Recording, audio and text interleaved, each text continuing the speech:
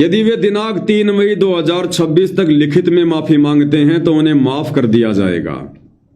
जैसे हमने बहुत बड़ा कोई जुर्म कर रखा हो, बहुत बड़ा कोई क्राइम कर रखा हो और सरकार की तरफ से स्पेशल कोई अभियान चला रखा हो कि 3 मई तक अगर वो सारे डाकू डकैत अगर माफी मांग लेते हैं तो उनको मुख्य नागरिक के रूप में खड़ा कर दिया जाएगा।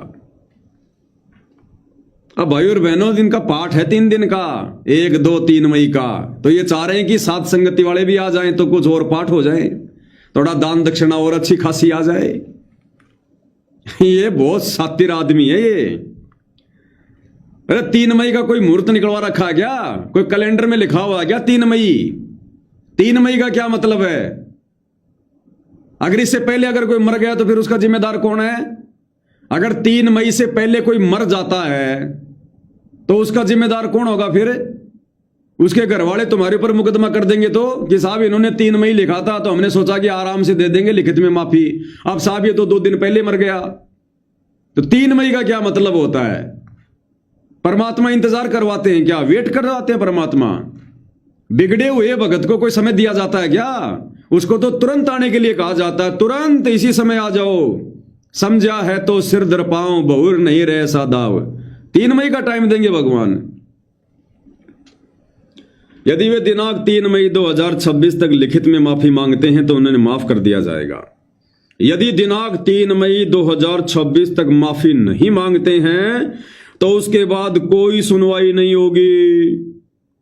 उसके बाद कोई सुनवाई नहीं होगी। तो भाई मत करना तुम हमारी सुनवाई, हमारे को नहीं करवानी सुनवाई। हमारी सुनवाई करने वाला हमारा गुरुदेव भगवान है, जो 11 साल से जेल में बैठकर हमारी सुनवाई कर रहा था। भाई आगे भी वही सुनवाई करेगा। हम अपने पतिव्रता धर्म से नीचे नहीं गिर सकते। आत्मा और परमात्मा के बीच में, हम सत्सेवक और हमारे बाप के बीच में कोई एजेंट नहीं है, कोई दलाल नहीं है। हम दलालों की बातों पर यकीन नहीं करेंगे, हमें एजेंटों पर विश्वास नहीं है। हमारा संपर्क सीधा हमारे गुरुदेव भगवान से है। यदि हमारे गुरुदेव भगवान ने हमें कुछ कहना होगा तो वो शब्द स्वरूपी राम, हमें लाख तरीके हैं उनके पास में। वो परमात्मा हमारे अंदर प्रेरणा कर देगा आने की, दर्शन की, नाम शुद्ध करवाने की। अगर नाम खंड होगा तो परमात्मा प्रेरणा कर देगा। जो परमात्मा 11 साल से हमारे को प्रेरणा करके चला रहा है, हमसे भक्ति करवा रहा है, हमारी मर्यादा बचवा रहा है, अब क्या उस परमात्मा ने प्रेरणा करनी कोई बंद कर दी क्या? परमात्मा का रिचार्ज खत्म हो गया भाई? जो अब परमात्मा हमारे को प्रेरणा नहीं कर सकता तो भैया हमारा भी नाम सही है, हमारा भी जो कनेक्शन है वो सही है। उधर से हमारे गुरु जी, हमारे गुरुदेव भगवान का जो कनेक्शन है वो कभी खराब होता ही नहीं है।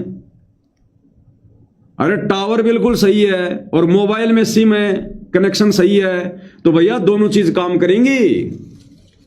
तो जो गुरुदेव भगवान जेल में बैठकर 11 साल से हमारे को प्रेरणा कर रहा, अपनी प्रेरणा से जो चला रहा है, और 11 साल से जो मैसेज आ रहे हैं कि नाम शुद्ध करवा लो नहीं तो ये हो जाओगे, वो हो जाओगे, उसके बाद भी 11 साल से गुरु हमारा बाड़ बाका नहीं होने दे रहा।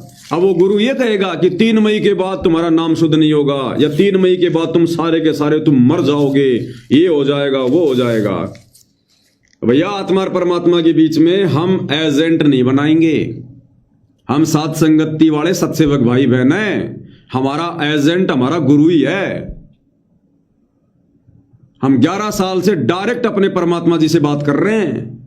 हम डायरेक्ट उनकी भक्ति का लाभ ले रहे हैं। उन्होंने जो भी कुछ कहना होता है, जो भी कुछ सात संगति में लागू करवाना होता है, परमात्मा प्रेरणा कर देते हैं।